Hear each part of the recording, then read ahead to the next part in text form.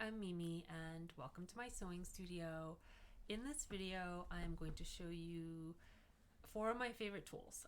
They get used all the time. Two of them are for sewing and two of them are for more like maintenance and repair.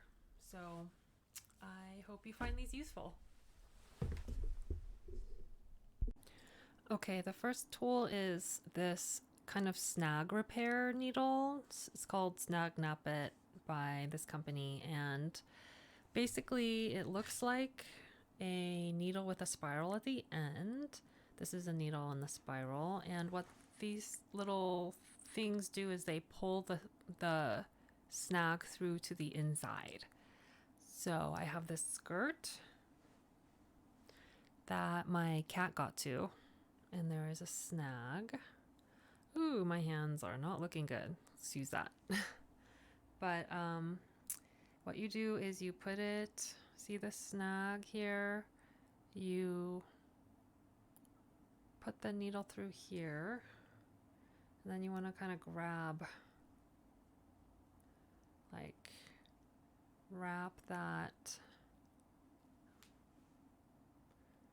snag. You just keep doing it until you can pull it through. Like, I'm twirling it and it's going through, but you also want to be really careful not to rip the fabric. If you feel any resistance, stop and then just work it out. See?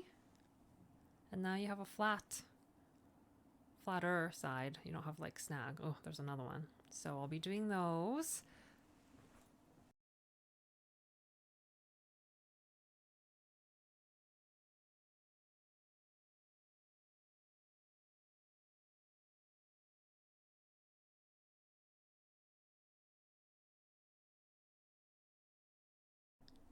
Okay, so the second tool I want to show you, it's more like a set of tools.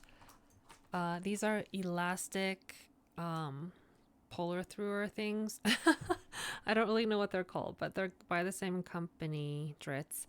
I'll put the link in the descriptions, the links to all these things. And they come in different widths depending on how wide your elastic is. And this, let me show you how I use it. I don't know if everybody else uses it the same way, but you pull it through here.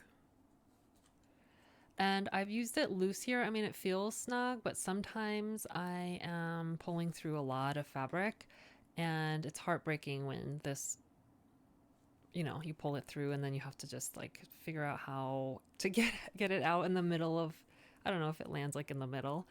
So this is something that I just do to keep this here. And let me show you. Okay, so I made a stitch and I did not backstitch at either end, and I made it really long, like 3.5 to 4. So you can pull it out easily. And this keeps it really secure while you are feeding it through. Also, the nice thing about this flat shape is that it'll keep the elastic from twisting.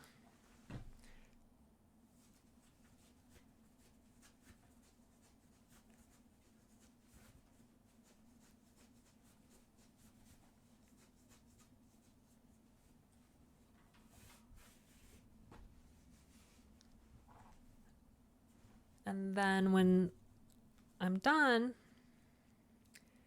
I just grab, you know how like you on the back of the stitches, it's easier to pull the whole thing out? Do that. See?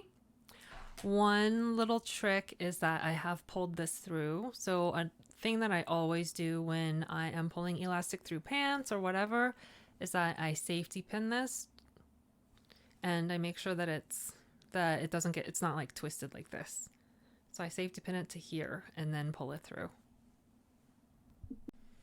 Okay, so the last two tools are more maintenance tools, and it's one of my favorite because I own a lot of sweaters, and it is Well, this one is by the Laundress, but I noticed that it's sold out a lot. So, and I think there's a lot of other companies that make it, but I've had this for several years and it's held up, and I use it all the time because I have a ton of sweaters. And what this does is it takes the pills away. And you should always brush it one direction. And I mean, you have a bunch of like pills about, you can like vacuum them up or just like, I don't know, lint roll them or something. But it's really useful. Let's see here. Let's get okay, so I have like a really pilly area under the arms. So let's just take that and you go. See? On some of my sweaters, it kind of makes a mess, so you want to do it in an area that's like easy to clean all that stuff up. But yeah, that's all you do.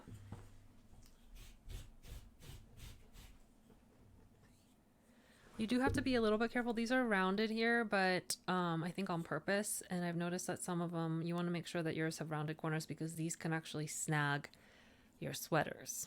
So just make sure the one that you get has not sharp edges, and I'm sure you can like file them down with a nail file if you do end up getting one with sharp edges. Okay, so the last one is this tube turner, and I use these for straps a lot. This would be kind of like a wider strap. Oops. Okay. And you feed it through. You want to leave, I don't know, like an inch or so to take the dull end, and oops.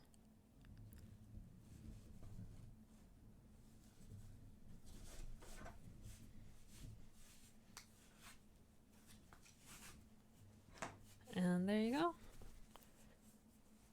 Flips it inside out. And you can really just get a boba straw and a chopstick.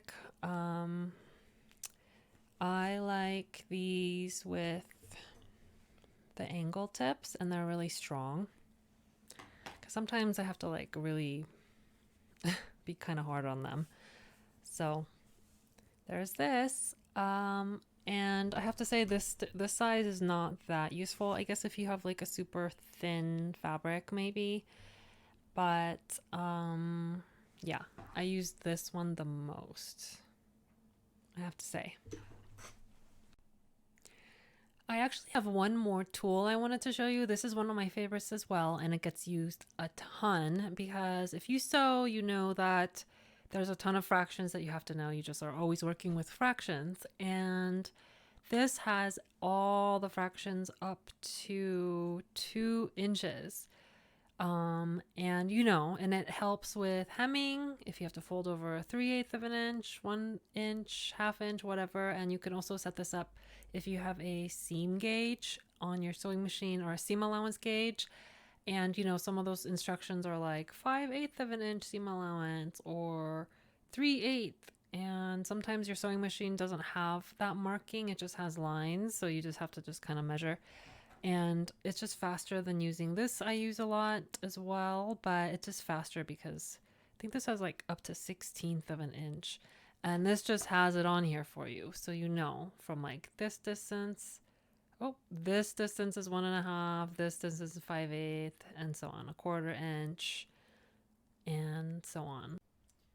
Okay, so I hope you find those tools useful, and let me know if you want to see more videos like this one.